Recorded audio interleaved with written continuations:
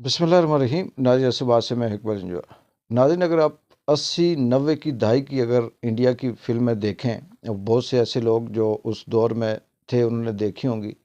लेकिन आज का जो यंग नौजवान है शायद उसने कम देखी हो। लेकिन उसमें अगर आप देखें तो एक चीज़ आपको वाज़े नज़र आएगी कि एक शख्स एक हीरो होता है। वो माशरे की किसी बुराई, किसी ऐसी चीज़ के ख़िलाफ़ आवाज़ उठाता है, वो करप्शन हो, बुराई हो, माशरे के अंदर नाइंसाफ़ी हो, तो उस माशरे का, उस एरिए का जो ताकतवर हल्का होता है, चाहे उसमें एस्टेब्लिशमेंट हो, फ़ौज हो, ब्यूरोक्रेसी हो, सियासतदान हो, तो वो उसके ख़िलाफ़ हो जाते हैं। और फिर यहाँ तक होता है कि वो सारे का सारा सिनेरियो सामने आता है। कभी उसे मारने की कोशिश करते हैं, कभी उसे रास्ता रोकते हैं, कभी उस पे इल्ज़ाम लगाते हैं, कभी उसे ख़रीदने की कोशिश करते हैं। लेकिन वो जो शख्स होता है वो अपने आप को इस बात पे कायम रहता है कि मैं ना बिकूँगा और ना आपकी बात मानूँगा। मैंने इन गरीब बस्ती वाले जो हैं इनको इंसाफ दिलवाना है, या बच्चों को स्कूल भिजवाना है, या फिर वो अगर पुलिस के अंदर है तो वो ये कहेगा कि मैंने ये करप्शन ख़त्म करनी है, उसकी ट्रांसफ़र करवा दी जाती हैं, बहुत कुछ होता है। तो जब अब हम वो फ़िल्में देखते हैं तो हमें ये लगता है कि बिल्कुल ऐसे लगता है कि इंडिया ने आज से 20-30 साल पहले वो चीज़ें समझ ली थी जो हमारे माशरे में, हमारे मुल्क में आज हो रही हैं।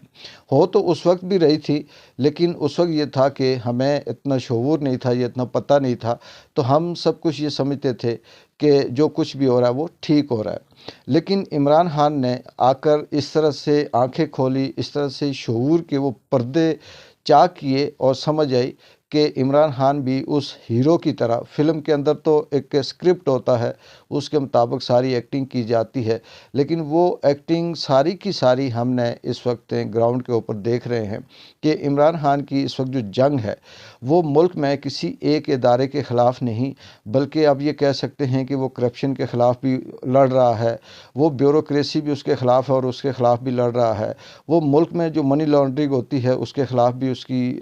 जंग जारी है। और इदारे जो किस मुल्क के अंदर कोई एक इदारा सारी की सारी ताकत अपने हाथ में लेकर मुल्क के बाकी इदारों को अपनी मर्ज़ी से चलाता है, जिसका नतीजा ये है कि 70 साल चले छोड़ दें, 50 साल कर लें, उसमें ये मुल्क पाकिस्तान एक कदम भी आगे नहीं गया।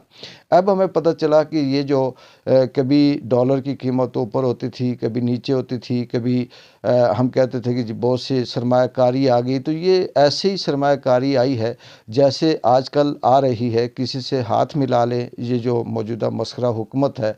तो बाद में ये कि झूठा नोटिफिकेशन जारी कर देते हैं कि फ़लाँ मुल्क ने हाथ मिलाने की वजह से 25 अरब रुपया दे दिया, फ़लाँ मुल्क ने सिर्फ सलाम करने पे हमें 10 अरब दे दिया। इस तरह से नोटिफिकेशन जारी करके तो अवाम को बेवकूफ़ बनाते थे। अगर हम माज़ी की तारीख़ में 20 साल पीछे भी जाएँ, 10 साल पीछे जाएँ, तो यही सूरत हाल थी, इसी तरह की यानी बेरोज़गारी थी, इसी तरह के हालात थे। सिर्फ़ इस पाकिस्तान की 70 साला तारीख़ में इमरान खान के वो जो 2 साल 3 साल थे जिसमें कोविड भी था, इसके बावजूद इसकी जो रेशो थी तरक्की की वो 6 इशारिया समथिंग क्रॉस किया इसने। इस वक्त 0 पॉइंट कुछ है, और इसी तरह से ये कभी 1% से ऊपर नहीं गई। अब हमें समझ आ रही है कि आईएमएफ जो कर्ज़े देता था या जो ये लेते थे, तो वो ऐसे ही था कि जैसे आप किसी वडेरे से, किसी बड़े से पैसे लें और वो सबके सामने एक जिरगा बैठे और उसमें ज़लील भी करे, धमकियाँ भी दे और आपके ऊपर कुछ शर्तें आयद कर दे, और आप yes sir, yes sir, yes sir कहते रहें, और आखिर में वो कहे कि अच्छा ठीक है, इस साल के लिए मैं आपको इतना कर्ज़ा दे देता हूँ। लेकिन यहाँ ये चीज़ भी देखने में आई और समझ आई कि मुल्क वाक़ई किसी एक इदारे की बस की बात नहीं है कि वो एक इदारा मुल्क को चला सके। वही मुल्क तरक्की करते हैं, वही इदारे, वही माशरे तरक्की करते हैं जिनमें जितने भी इदारे हैं, ब्यूरोक्रेसी है, उसमें पार्लियामेंट है, उसमें सियासतदान हैं, उसमें डॉक्टर तबका है, उसमें वकला हैं, उसमें इंजीनियर हैं, उसमें दीगर इदारों के लोग हैं, उसमें सिविल सोसाइटी है, पढ़े लिखे लोग हैं, प्राइवेट कंपनीज हैं या दीगर जो हुनरमंद लोग हैं, ये अपनी अपनी जगह पर कंट्रीब्यूट कर रहे होते हैं। लेकिन ये कंट्रीब्यूट उस वक्त कर रहे होते हैं जब माशरा, मुल्क या मुल्क का जो लॉ है, कानून है, वो उनको इंसाफ भी देता है, उनकी सलाहियत को एडमायर भी करता है और फिर साथ साथ ऐसे मौके भी पैदा करता है वो मुल्क अपने हुनरमंद लोगों के लिए कि जिससे वो आगे तरक्की करते जाते हैं। लेकिन बदकिस्मती से ये हमने देखा इस माशरे, इस मुल्क के अंदर, ख़ास करके पाकिस्तान और आज़ाद कश्मीर के अंदर, कि जिसके पास जितनी सलाहियत है उसे उतना टॉर्चर करो, उसके साथ उतना जुल्म करो, या तो वो मुल्क छोड़कर भाग जाए या फिर वो अपनी 2 वक्त की रोटी रोज़ी के लिए मजबूर हो जाए और वो ऐसा गुलाम बन जाए कि आपके आगे बात ना कर सके। और इसके साथ सिर्फ ये मुल्क चंद लोगों के हाथों में इसलिए यरगमाल बना हुआ है कि चंद बेनिफिशरी, जो अंग्रेज़ के दौर का कानून था कि अंग्रेज़ एक नंबरदार को नवाजता था और नंबरदार आगे अपने 8-10 चमचों को भी थोड़ा सा बेनिफिशरी उन्हें फ़ायदा दे देता था और वो जो 8-10 चमचे होते थे वो पूरे के पूरे गांव को यरगमाल बना के रखते थे।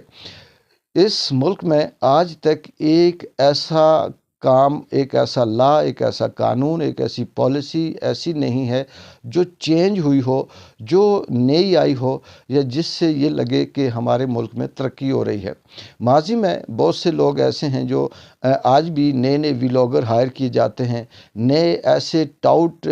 सोशल मीडिया के ऊपर आकर बात करते हैं कि अगर इमरान खान की या पीटीआई की बात की जाए तो वो ये समझते हैं कि ये कोई इमरान खान का बंदा है या ये पाकिस्तान तहरीक इंसाफ का स्पोक पर्सन है। असल में स्पोक पर्सन की बात नहीं है। उनसे सवाल ये है, जो लोग इस तरह की बात करते हैं, कि वो ये बताएं कि माजी में ऐसा क्या किया नून लीग और पीपल्स पार्टी की या दीगर हुकूमतों ने जिससे